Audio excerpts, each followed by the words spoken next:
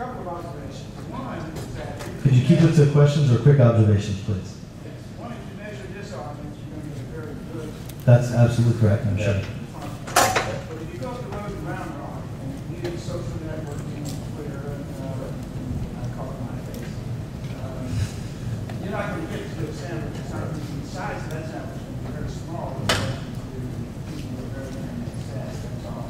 I don't know how you can extract this information and make it reach that broader audience and advertising I want to be supposed to. Okay. The internet. The second thing is throwing around statistics. I'm not.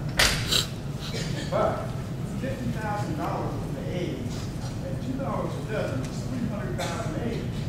If they each ate 6 eggs, it'd be 50,000 people at this convention. Yeah, it's the Detroit Dozer show. They have 50,000 people there? Absolutely, yeah. Thank you, sir. Okay. Next up, any questions? I'm sorry if I'm trying to look for some here. How to build a gorilla-style reputation monitoring dashboard? Yes. That actually wasn't my feed, but it's kind of similar to what I was going to ask. You know, you talked a lot about, okay, there's these 3 tools, they can only get you so far, you're going to drown in out of data. One of the things I wanted to ask is, to the extent that I see, you know, like blog pulse getting acquired by Nielsen, you know, turning button, or Symphony, or these different companies getting acquired, it seems to me that it's still only broken into the consultancy model. Right? No offense if you guys are consultants, but sort of if you've got $200 million to spend on a campaign, come talk to me and add proprietary, you know, I've got this great proprietary system that I'll put at your disposal.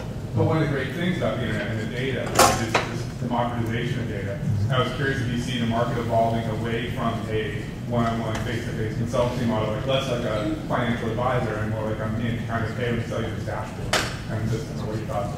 So today as a company, we're not a consulting company, we're a software company.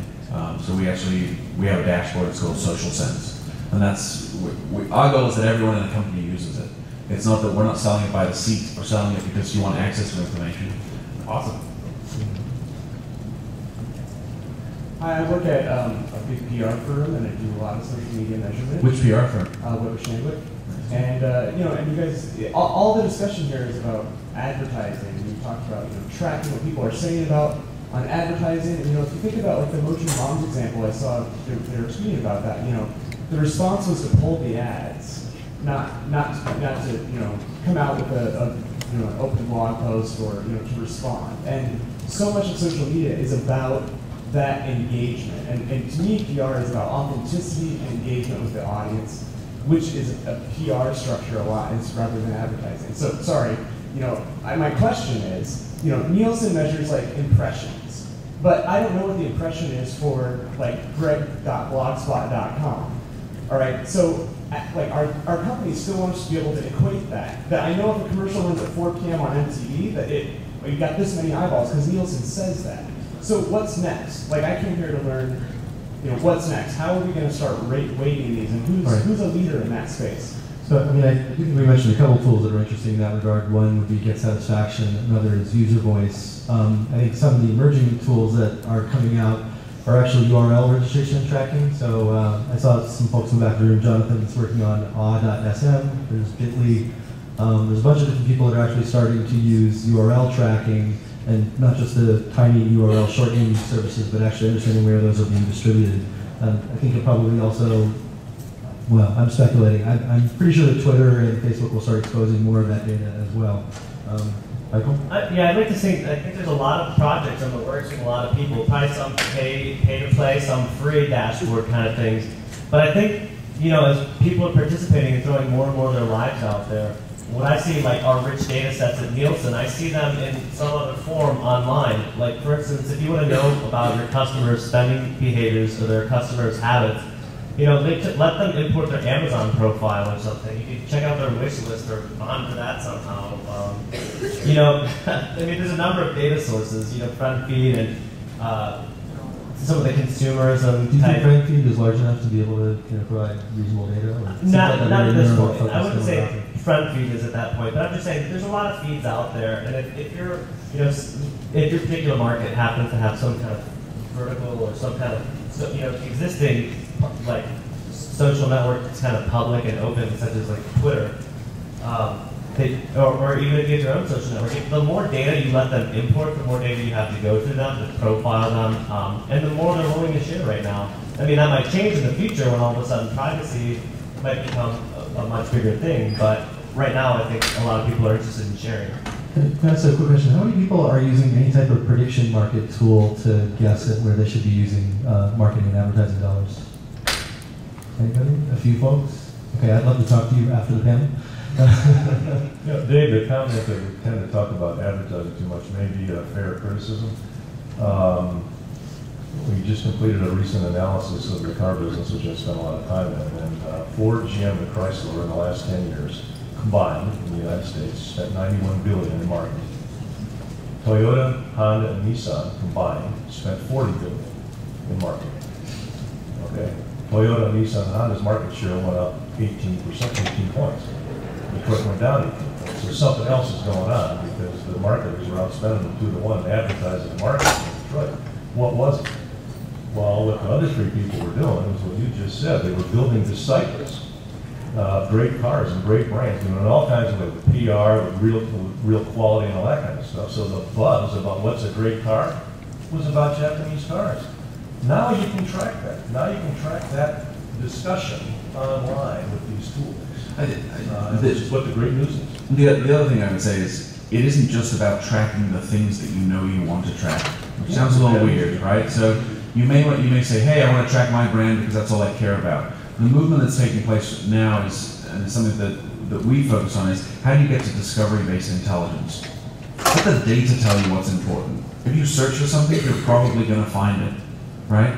But if the data is telling you, actually, in reality, this is more important than what you just searched for, then that's what you should go after. And that's what you should understand. I think that the Motor Moms example is a perfect example of, it wasn't pre-informed. It was someone taking a guess, and the guess was wrong. So we have a bunch of questions. We have not too much time, so let's try and motor through this as fast as we can and do one answer per question. Sean, hit it. Given the fact that social media listening platforms are yet another of the many tools and sets of data that exists out there, one of the biggest challenges is to focus on the outcomes of all the numbers. In fact, I think that's one of the most important things. Given that this is social media listening platforms with a wealth of information, there's tons, do you have any advice for most website operators, which are people that don't necessarily have the budget to throw hundreds of people to understand the outcomes, so that you can figure out what's really going on? So cheap, low-cost tools for single-person operator sites? Or small? Or best practices, so that you can understand outcomes. My point of view on best practices, focus on the 5 things you should be doing rather than the 50 things you could be doing. And that social media is going to give you a whole bunch of intelligence, and just focus on those things that you're actually going to be able to, even if it's the top 3, and that's all you ever do, then you'll be fine. Because the problem is we go into so many companies, and they're like, oh, but there's a negative mention over here. I don't care, right? Just there's a list of things that you should focus on, and narrow it down to that very small list. I think what listening tools have done in general is they've allowed us to look at all of it, and that's the problem. We've been drowned by it. I would say Compete.com has some reasonably good low-cost tools. Also, Quantcast has some good free tools. Sorry, full disclosure, Founders Fund is an investor in Quantcast. Sorry, yeah, I'm going to take the next question.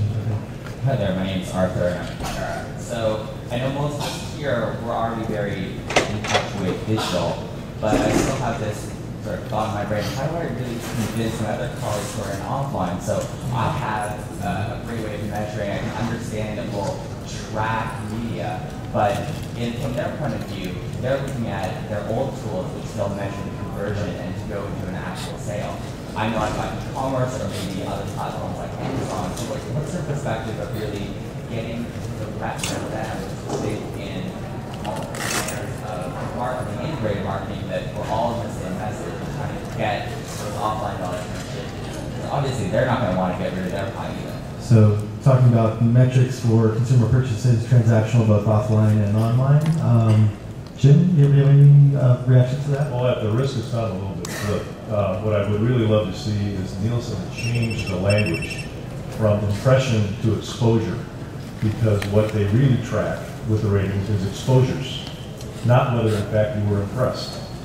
The difference on online is that when you talk about it, you actually did create an impression. When you act and you type something in your Twitter or whatever, you did something with it, so clearly you were impressed.